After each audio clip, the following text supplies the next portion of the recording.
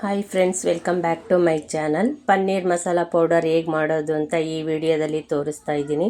ತುಂಬ ರುಚಿಯಾಗಿರುತ್ತೆ. ಇದೊಂದು ಪೌಡರ್ ಇದ್ದರೆ ಸಾಕು, ಪನ್ನೀರ್ ಮಸಾಲ ರೆಡಿ ಆಗುತ್ತೆ. ಬನ್ನಿ ಹೇಗೆ ಮಾಡೋದು ಅಂತ ನೋಡೋಣ. ಈಗ ಒಂದು ಕಡಾಯಿ ಇಟ್ಕೊಂಡು ಧನಿಯಾ ಹಾಕ್ಕೊಳ್ತಿದ್ದೀನಿ. ಇದನ್ನು ಅಷ್ಟೇ ಲೋ ಫ್ಲೇಮಲ್ಲಿ ಇಟ್ಕೊಂಡು ಹುರ್ಕೋಬೇಕು.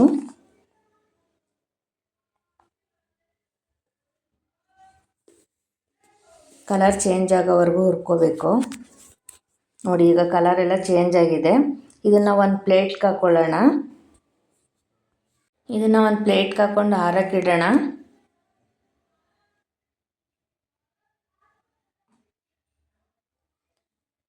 ನಾಲ್ಕು ಸ್ಪೂನು ಕಡಲೆ ಬೀಜ, ಅದಕ್ಕೆ ಗೋಡಂಬಿ ಹಾಕ್ಕೊಳ್ತೀನಿ. ಕೊಬ್ಬರಿ ಸೇರಿಸ್ಕೊಂಡು ಇದನ್ನು ಲೋ ಫ್ಲೇಮಲ್ಲೇ ಇಟ್ಕೊಂಡು ಚೆನ್ನಾಗಿ ಹುರಿಬೇಕು. ಕಲರ್ ಎಲ್ಲ ಚೇಂಜ್ ಆಗಬೇಕು.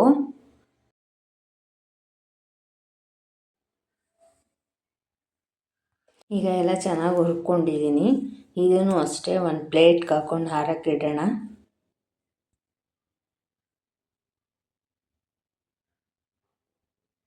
ಎರಡು ಸ್ಪೂನಷ್ಟು ಬಿಳಿ ಎಳ್ಳು, ಲೋ ಫ್ಲೇಮಲ್ಲೇ ಇಟ್ಕೊಂಡು ಹುರ್ಕೋಬೇಕು. ಇದು 1 ನಿಮಿಷ 2 ನಿಮಿಷ ಹುರ್ಕೊಂಡಾದ್ಮೇಲೆ ಗಸಗಸೆ ಹಾಕೊಂಡು ಹುರ್ಕೋಬೇಕು.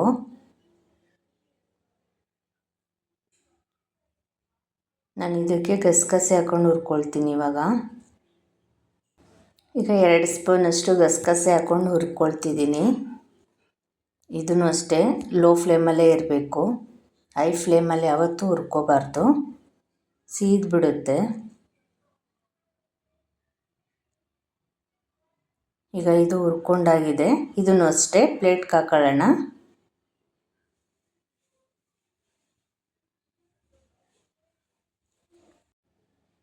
ನಾಲ್ಕು ಸ್ಪೂನಷ್ಟು ಕಡಲೆಬೇಳೆ ಹಾಕ್ಕೊಂಡಿದ್ದೀನಿ.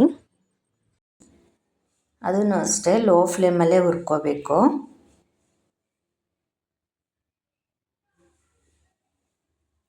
ಈಗ ನೋಡಿ, ಕಲರ್ ಎಲ್ಲ ಚೇಂಜ್ ಆಗಿದೆ, ಹುರಿದಿದ್ದಾಗಿದೆ.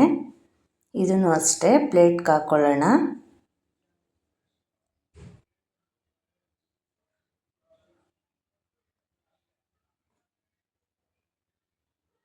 ಎರಡು ಸ್ಪೂನ್ ಜೀರಿಗೆ ಮತ್ತು 1 ಸ್ಪೂನ್ ಸಾಸಿವೆ ಹಾಕ್ಕೊಂಡು ಹುರ್ಕೋಬೇಕು. ಇವೆರಡೂ ಚೆನ್ನಾಗಿ ಲೋ ಫ್ಲೇಮಲ್ಲೇ ಹುರ್ಕೋಬೇಕು.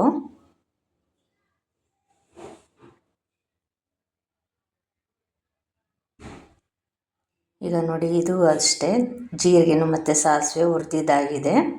ಇದನ್ನು ಅಷ್ಟೇ ಒಂದು ಪ್ಲೇಟ್ಗೆ ಹಾಕ್ಕೊಳ್ಳೋಣ.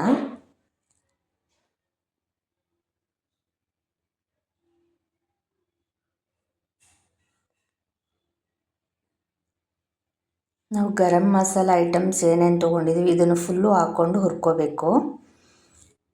ಮೆಣಸು, ಮೆಂತ್ಯ, ಏಲಕ್ಕಿ, ಪಲಾವ್ ಎಲೆ, ಚಕ್ಕೆ, ಲವಂಗ, ಜಾವತ್ರಿ ಮತ್ತು ಅರಿಶಿನದ ಕೊಂಬು ಇಷ್ಟನ್ನು ಒಟ್ಟಿಗೆ ಹಾಕ್ಕೊಂಡು ಹುರ್ಕೊಳ್ತಿದ್ದೀನಿ.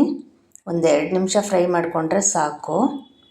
ನೋಡಿ, ಈಗ ಆಗಿದೆ. ಇದನ್ನು ಅಷ್ಟೇ ಪ್ಲೇಟ್ಗೆ ಹಾಕ್ಕೊಳ್ತಿದ್ದೀನಿ.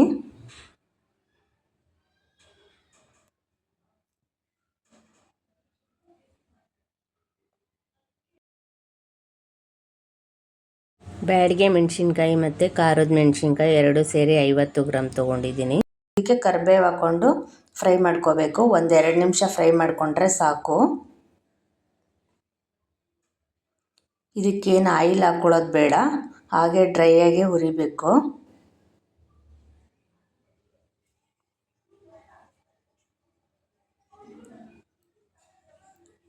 ಈಗ ಇದು ಆಗಿದೆ. ಇದನ್ನು ಅಷ್ಟೇ ಪ್ಲೇಟ್ಗೆ ಹಾಕ್ಕೊಳ್ಳೋಣ.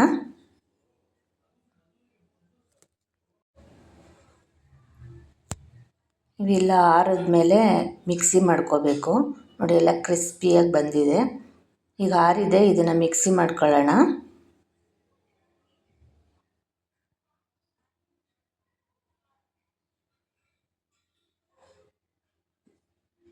ಈಗ ಮಿಕ್ಸಿ ಮಾಡ್ಕೊಂಡಾಗಿದೆ.